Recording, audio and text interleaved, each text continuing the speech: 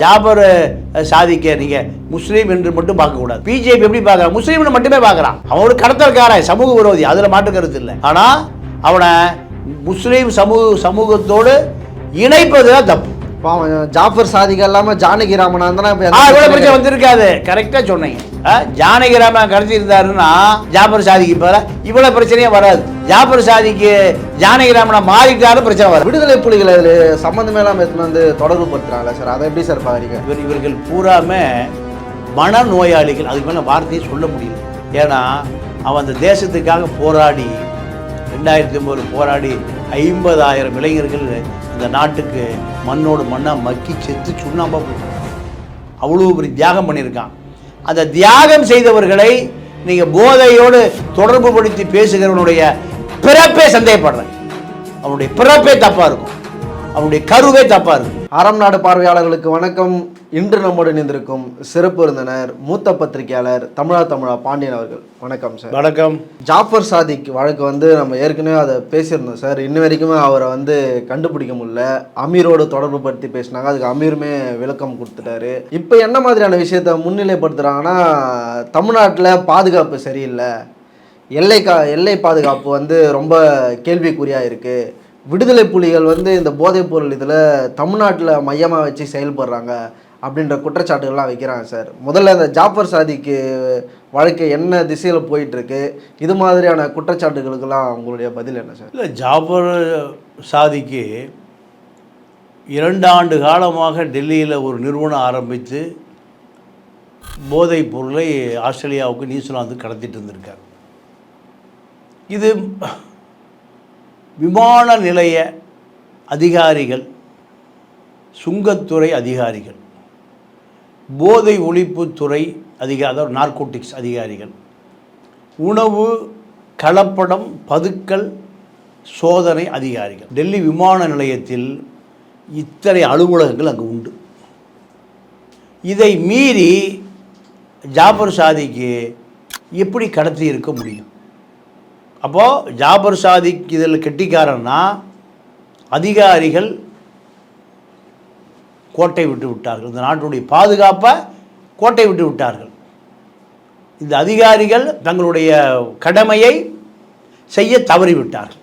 அப்போது நான் இது எப்படி சந்தேகப்படுறேன்னா, ஒரு ஜாஃபர் சாதிக்கு மட்டும் இல்லை, டெல்லியில் நிறைய ஜாஃபர் சாதிக்குகள், நிறைய மார்வாடிகள், குஜராத்திகள், அத்தனை பேர் கடத்தியதுக்கு இந்த டெல்லி அதிகாரிகள் உடந்தையாக இருக்கான். கடந்த அதிமுக ஆட்சியில் பான்பரா குட்கா வழக்கு சிபிஐ விசாரிச்சுட்டு இருக்கு. அமைச்சர் முன்னாள் ஹெல்த் அமைச்சர் விஜயபாஸ்கர் இதில் சம்மந்தப்பட்டிருக்கார், ரமணா சம்மந்தப்பட்டிருக்கார், அவருடைய பிஏ கமல் சம்மந்தப்பட்டிருக்கார். வழக்கு நிலுவையில் இருக்குது, கோர்ட்டில் இருக்குது. அப்போது அமைச்சரே இதில் சம்மந்தப்பட்டிருக்காரு, அமைச்சருடைய பிஏ சம்மந்தப்பட்டிருக்காருன்னா நீங்கள் எத்தனை ஜாபர் சாதிக்குகள், எத்தனை ரவி சங்கர்கள்? ஏன்னா திமுக ஆட்சியில் 91, 96, 2001 ஒருவர் சட்டமன்ற உறுப்பினர். அதன் பிறகு ஆட்சி முடிஞ்சு அதிமுக வந்தோடனே அதிமுகவில் ஒரு உறுப்பினர்.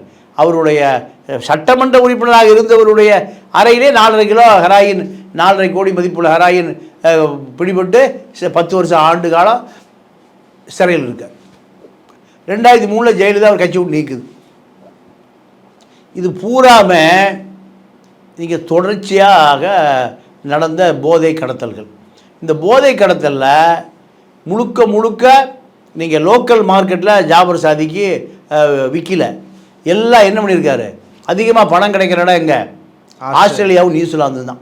அப்போது ஆஸ்திரேலியா நியூசிலாந்துக்கு விமான நிலைய அதிகாரிகள் ஒத்துழைப்பு இல்லாமல் இது நடந்திருக்க முடியாது. இப்போ இந்த விவகாரத்தில் தமிழ்நாட்டு உளவுத்துறையை வந்து கொஸ்டின் பண்ணுறது ஒன்று இருக்குது சார், இன்னொன்று நேஷ்னல் ஏஜென்சியை கொஸ்டின் பண்ணுறது ஒன்று இருக்குது. ஆனால் இங்கே பேசுகிற பத்திரிக்கையாளர், நான் பேரே சொல்கிறேன் சார், சவுக்கு சங்கர் போன்றவர்களாம் வந்து தமிழ்நாட்டில் இருக்கிற காவல்துறை சரியில்லை, தமிழ்நாட்டில் இருக்கிற உளவுத்துறை சரியில்லை அப்படின்னு தான் பேசுகிறாங்களே தவிர நேஷ்னல் ஏஜென்சி என்ன பண்ணிட்டு இருந்ததை கொஸ்டினே வைக்க மாட்டேன்றாங்க. இதை எப்படி சார் பார்க்குறீங்க? இல்லை, அவங்கெல்லாம் நீங்கள் நேஷனல் ஏஜென்சிக்கு ஆதரவானவர்கள்.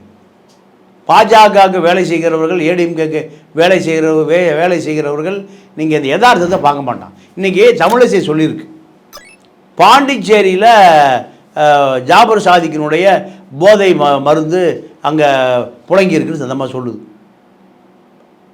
நான் நேரடியாக கேட்குறேன், ஜாபர் சாதிக்கை கண்டுபிடிச்ச பிறகு பாண்டிச்சேரியில் ஜாபர் சாதிக்கினுடைய போதை மருந்து மார்க்கெட் பாண்டிச்சேரின்னு யார் சொல்கிறா? ஒரு ஆளுநர் சொல்லுபவர். மூணாந்தர ஆள் இல்லை, நாலாந்தர ஆள் இல்லை. மத்திய அரசாங்கத்துடைய கட்டுப்பாட்டில் அங்கே போலீஸ் இருக்குது. நான் பாண்டிச்சேரி விசாரித்ததில் பாண்டிச்சேரி காவல்துறை இந்த நார்கோட்டிக்ஸுக்கு இதுவரை எந்த வழக்கும் பதிவு செய்யப்படவில்லை. நல்லா கேட்டுங்க, எந்த வழக்கம் இதுவரை பதிவு செய்யப்படவில்லை. ஏன்னா இப்போ அந்த மரணத்திற்கு பிறகு கஞ்சா புழக்கம் அதிகமாக இருக்குன்னு அந்த அம்மா சொல்லுது. போலீஸ் யார்கிட்டங்க இருக்குது? ஆளோட்டு தானே இருக்கு. பிஜேபியும் ரங்கசாமியுமான கூட்டணி கட்சி ஆட்சி தானே இருக்கு எங்க பாண்டிச்சேரியில். அப்போ ஆளுநருடைய ரோல் என்ன? நீங்கள் கடலூர் பக்கத்தில் ஒரு மாவட்டம், இந்த பக்கம் விழுப்புரம் மாவட்டம், திண்டிவனம் மாவட்டம், 3 மாவட்டத்தில் மக்கள் தொகை எவ்வளோ தெரியுமா? 10 லட்சம் பேர்.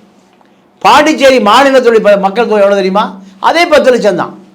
இங்கே இந்த 10 லட்சம் மக்கள் இருக்கக்கூடிய கடலூர் மாவட்டத்தை ஒரே ஒரு எஸ்பி தான் கட்டுப்படுத்துகிறார், சூப்பரண்ட் ஆஃப் போலீஸ். நம்ம ஒரு எஸ்பி சொல்கிறோம்ல, ஆனால் 10 லட்சம் பேர் இருக்கக்கூடிய அந்த யூனியன் டெரிட்டரி மாநிலத்தை 7 எஸ்பிக்கள்.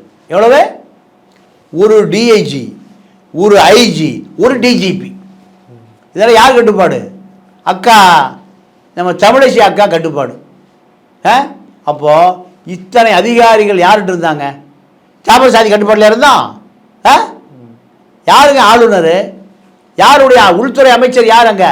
பிஜேபி சேர்ந்த நமச்சிவாயனுடைய அக்கா மகன் செந்தில்குமார் கஞ்சா வியாபாரிகள் வெட்டி கொல்லப்பட்டான் 6 மாதத்துக்கு முந்தி. அப்போ அக்கா தமிழிசை எங்கே போச்சு? அப்போ BJP government, BJP police, BJP DGP Jaffer சாதிக்கு அப்போ அங்கே விற்றுருக்காருன்னா யாருடைய இயலாமை, யாருடைய கவனக்குறைவு? தமிழ்நாட்டை நோக்கி மட்டுமே இந்த நரேஷனை செட் பண்ணுறது என்ன சார் காரணமாக இருக்கும் நினைக்கிறீங்க? என்னென்ன இதில் அரசியல் சிறுபான்மை முஸ்லீம்கள் மீது நீங்கள் வன்மத்தை குட்டுவது. ஜாபர் சாதிக்க நீங்கள் முஸ்லீம் என்று மட்டும் பார்க்கக்கூடாது. நீங்கள் பிஜேபி எப்படி பார்க்குறான்? முஸ்லீம்னு மட்டுமே பார்க்குறான். அவன் ஒரு கடத்தல்காரன், சமூக விரோதி, அதில் மாற்று கருத்து இல்லை. ஆனால் அவனை முஸ்லீம் சமூகத்தோடு இணைப்பது தான் தப்பு.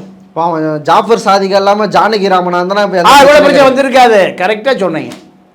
அமீர் உள்ளே வந்திருக்க மாட்டார், அமீரே உள்ளே வந்திருக்க மாட்டார். ஜானகி ராமன் கடத்திருந்தாருன்னா ஜாபர் சாதிக்கு போகிற இவ்வளோ பிரச்சனையே வராது. ஜாபர் சாதிக்கு ஜானகி ராமனை மாறிட்டாலும் பிரச்சனை வராது. இப்போ இதெல்லாம் நடக்கிறது தாங்க அப்படின்ட்டு அமைதியாக கண்டு. அப்போ நீங்கள் ஒரு சிறுபான்மை முஸ்லீம் ஜாபர் சாதிக்கு பெயர் அடிபட்ட உடனே டெல்லியிலேருந்து தமிழ்நாடு வந்து இப்போ எங்கே போயிடுச்சு? அது பாண்டிச்சேரி போயிடுச்சு. விடுதலை புலிகளை அதில் சம்மந்தமே இல்லாமல் எடுத்துன்னு வந்து தொடர்பு படுத்துறாங்களே சார், அதை எப்படி சார் பார்க்குறீங்க? இல்லை,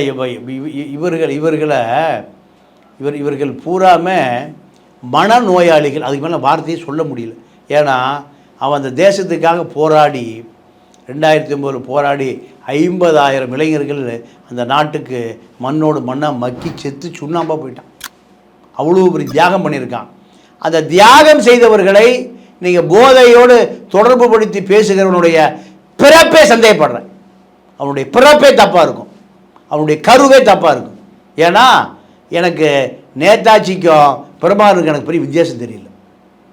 நேதாஜி இந்தியாவுக்கு வெளியில் ஆங்கிலேயர் சிம்ம சொப்பனமாக இருந்தவர் தான் நேதாஜி. நேதாஜியுடைய படையில் இந்திய தேசிய இராணுவம்னு பல லட்சக்கணக்கான பேர் ஆங்கிலேயனுக்கு சிம்ம சொப்பனமாக இருந்தான்.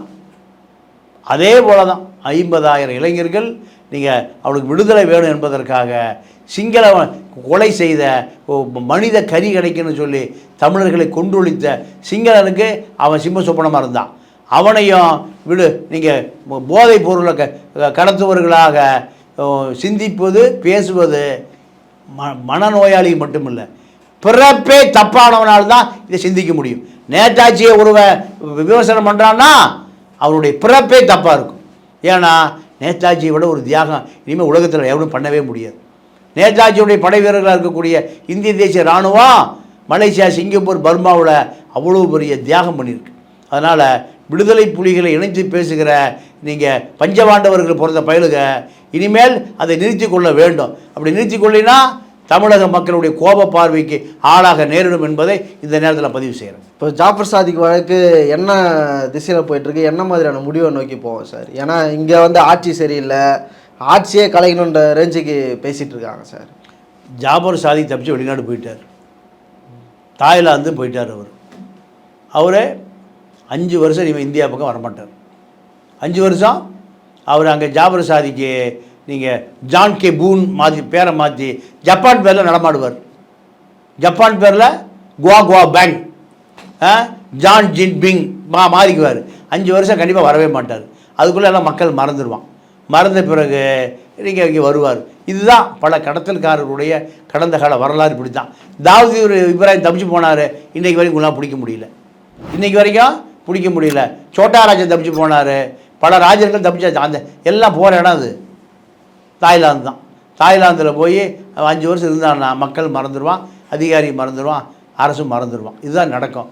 ஆனால் இது குற்றவாளியாக பார்க்க வேண்டுமே தவிர அவனை மத ரீதியாக பார்ப்பதால் இது பல அரசியலை கடந்து போயிட்டுருக்கு. இது ஒரு ஆரோக்கியமான போக்கு அல்ல.